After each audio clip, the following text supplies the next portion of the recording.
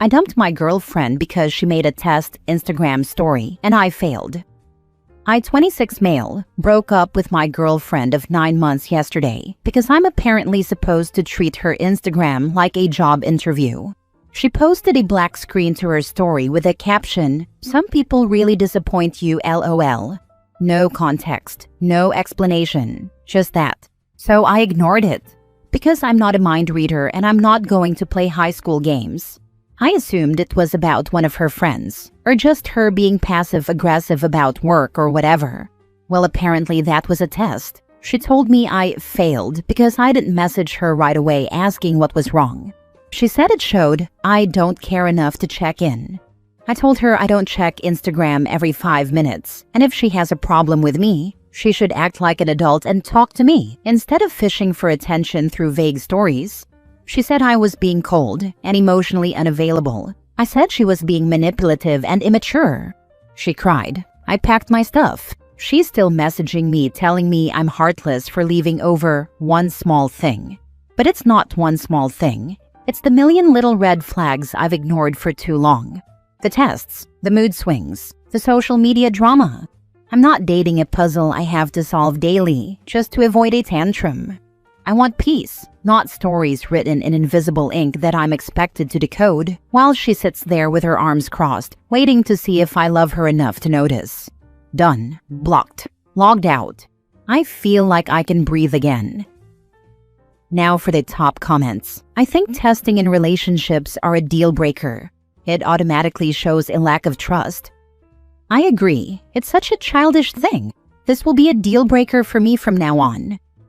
The tests are the symptom. The disease is social media addiction. Early signs I look for are not being able to put the phone away during dinner or date activities, and/or spending more time getting photos or videos of an event than being present at the event. 1 or 2 photos is fine. You've passed a far more important test. Forward always. I think this is the best reward I have ever gotten from passing a test. Freedom from a life of BS. You know you made the right choice when leaving a relationship makes you feel relief rather than regret. Good for you for knowing your worth. She was being attention-seeking and you handled it maturely. Posting vague statuses for attention is draining on everyone around. 100%. Life is too short for that nonsense. I'm gonna assume she's around your age and is mid-20s. It used to be that ages like 18 and 23 were huge growing up years as they transitioned into college age and then full working adulthood. But I've just noticed that social media influencers fetishize acting like a teenager in their content, which gets popular and gets pushed to everyone. It's because the main people on their phone constantly are teenagers, so relatable content gets pushed to both them and everyone. And people like your girlfriend see it and think acting like that is normal. Big growing up opportunity for her, and honestly many women in their 20s nowadays. Next story. My girlfriend sold my PlayStation 5 without telling me because she thought it was a distraction. Alright, so I, 28 male, genuinely don't know how I've ended up in this situation, but here we are. Strap in. My girlfriend, 24 female, and I have been together for a little under a year. Things were good at first, like actually good. She was funny, smart, and chaotic, but in a cute way. We met through mutual friends, and I remember thinking, damn, maybe I've lucked out here. A few weeks ago, I bought a PlayStation 5. My old one gave up, and I'd been saving for months. I don't blow money often. This was like my treat-yourself moment. I brought it home, set it up all excited like a kid, told her about it, and she gave me this weird fake smile and just goes, "Oh, another console?" Didn't think too much of it at first. She's not into gaming. Fair enough. The next day, I came home from work and the PS5 wasn't where I left it. I thought maybe I was losing it. Checked the whole flat. Gone. Vanished. I asked her, and she straight up said, "Yeah, I sold it. You don't need it. You should focus more on us, not games." Mate, I thought she was joking. Like, surely no one is actually that bold, right? But nope. She really logged into my eBay account because I used it once on her laptop months ago, took pics, listed it, sold it, and even arranged pickup for when I wasn't in. I lost my goddamn mind. I didn't even know where to begin. She had this smug look like she'd just solved world hunger, acting like she'd done me a favor. Her argument was that it was a distraction, and she didn't think I'd mind that much. I told her she'd basically stolen from me. She got defensive, said she didn't steal it, she just reallocated resources in the relationship. Who even talks like that? Anyway, I kicked her out that night. She's been blowing up my phone with messages like, "I was just trying to help. You overreacted. And my personal favorite? You care more about a plastic box than your girlfriend." Nah, mate, I care more about respect. And that clearly didn't exist in her vocabulary. So yeah, just needed to scream into the void a bit. I feel like I'm going insane. Anyway, cheers for reading if you made it this far. I hope your day is going better than mine.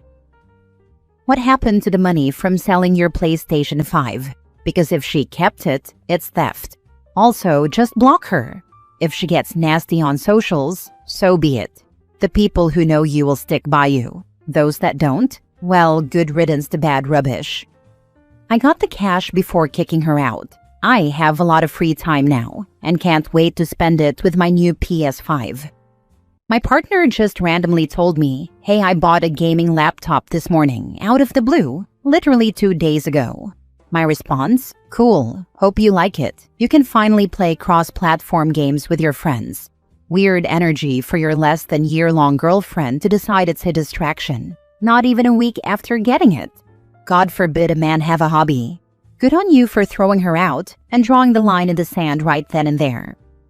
So, my husband is really into spending money on Warhammer. I phrase it like that because he never actually builds or paints it. It just sits in its boxes in the loft. And when I see more Warhammer, I definitely do the fake smile and "more Warhammer" reaction.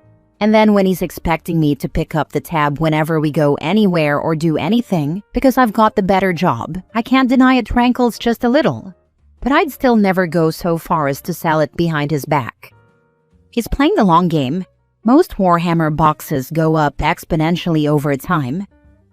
See, I didn't know that. Still would be nice if he paid for dinner every once in a while though, haha. Next story, 17 years, no ring. And now he wants marriage only after I walked away.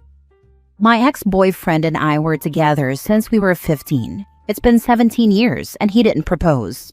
He's my first ever relationship and my first everything when we got together. He's really all I know.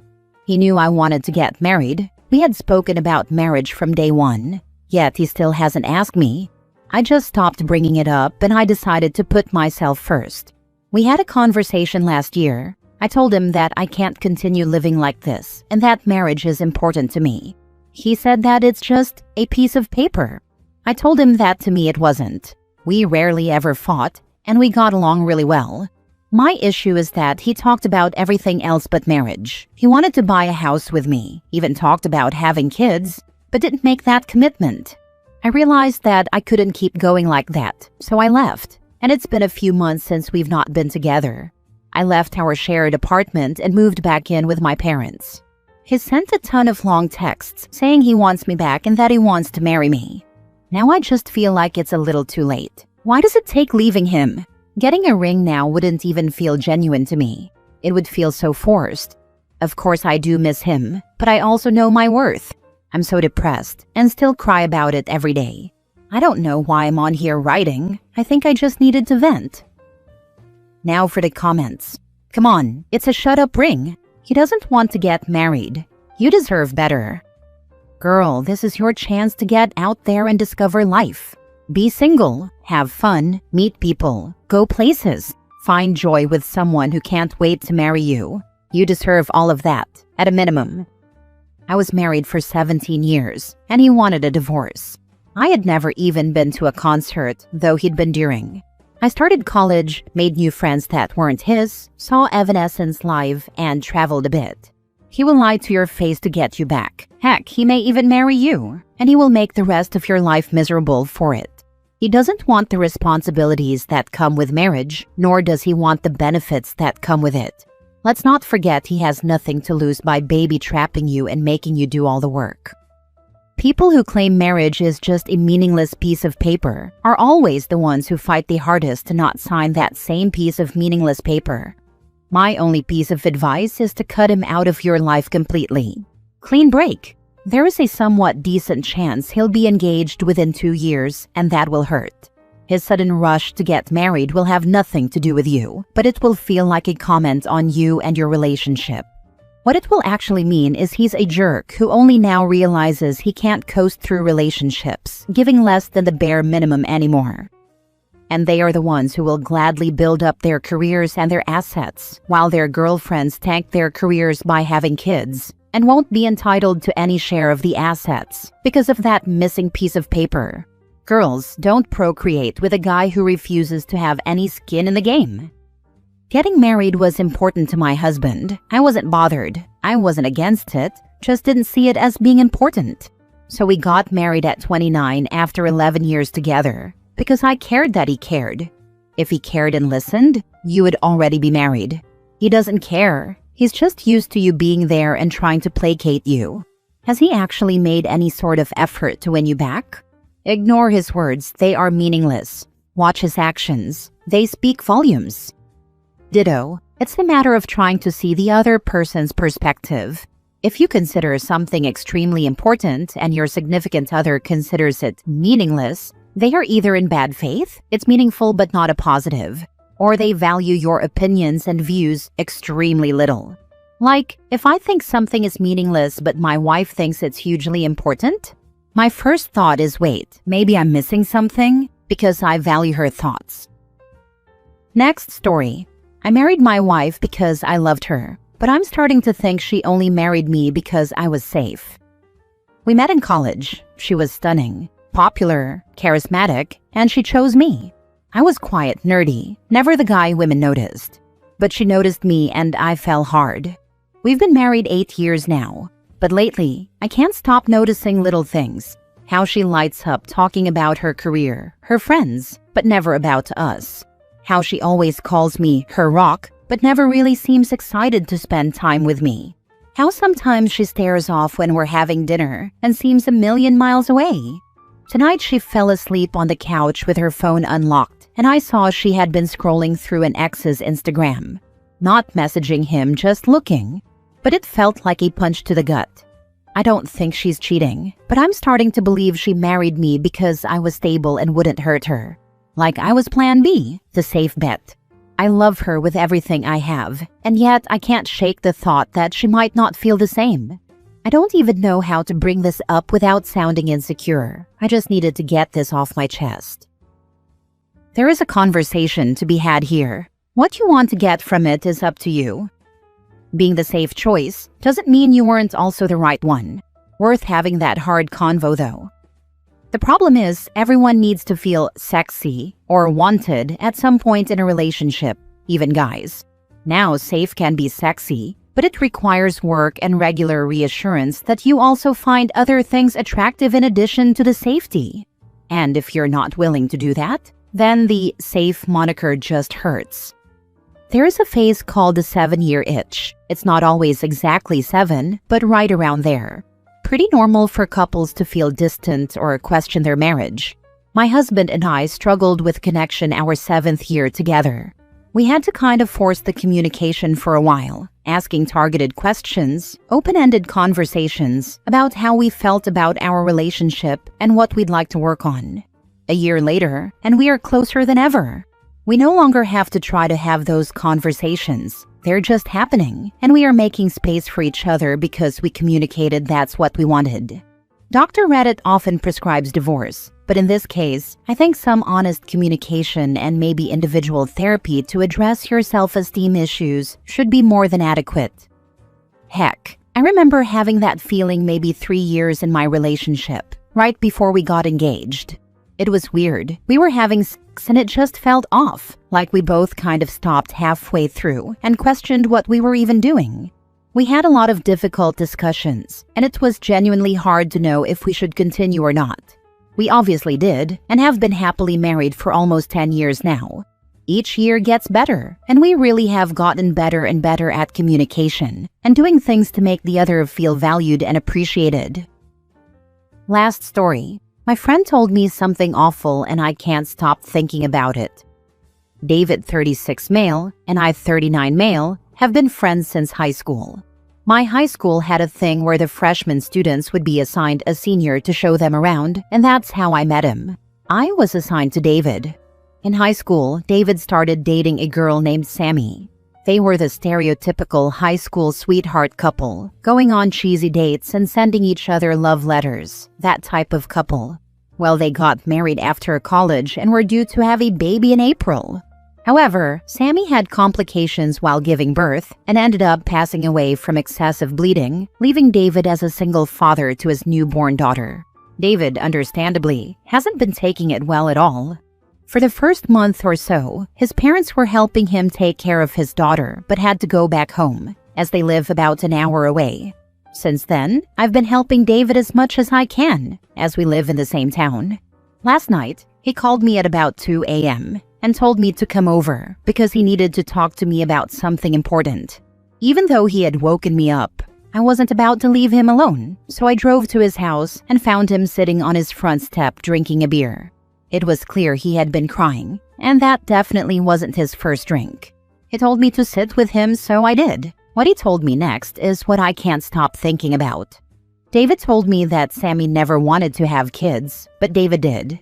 He explained how having kids had become a hot topic in their house, and he was worried it would ruin their marriage.